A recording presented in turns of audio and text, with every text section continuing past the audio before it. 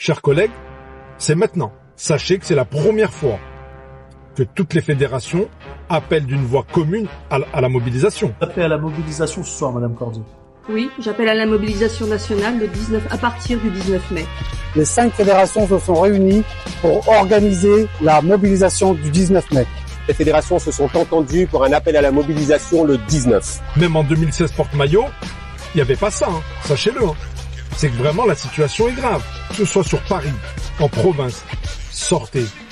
Il faut porter votre colère dans la rue. En France, on est en France. Ça marche comme ça.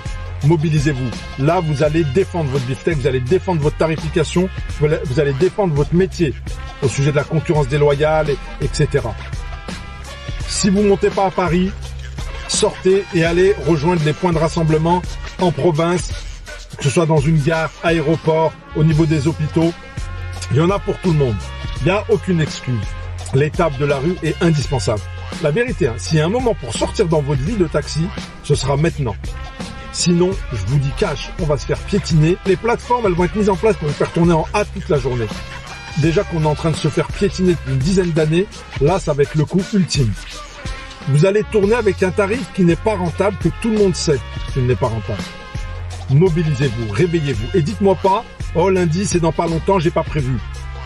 Toute votre vie, tous les jours, dans votre métier de taxi, vous gérez des urgences, des changements de programme, des courses qui tombent, des extérieurs. Vous vous débrouillez bien. Eh ben là, débrouillez-vous. Soyez présents.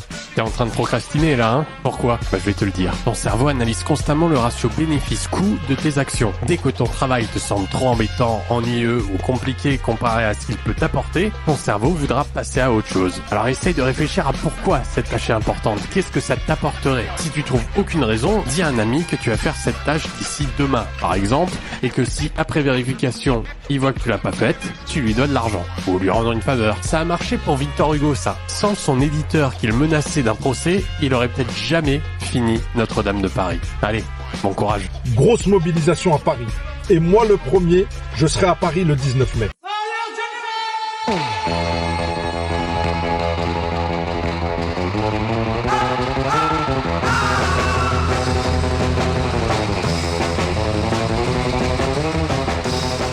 Bonjour, général Hubert Bonneau. Vous êtes le directeur général de la gendarmerie nationale.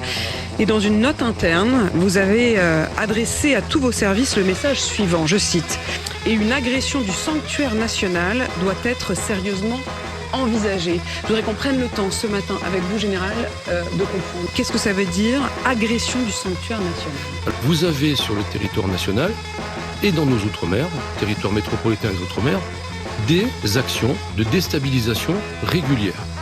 Derrière, il y a des gens qui manifestement veulent déstabiliser. Ennemi interne ou ennemi externe? Alors c'est ce qu'on appelle des proxys. Vous regardez qui est à l'origine de ces affaires et vous voyez que ce sont des personnels étrangers en liaison avec des puissances étrangères. Ça peut arriver.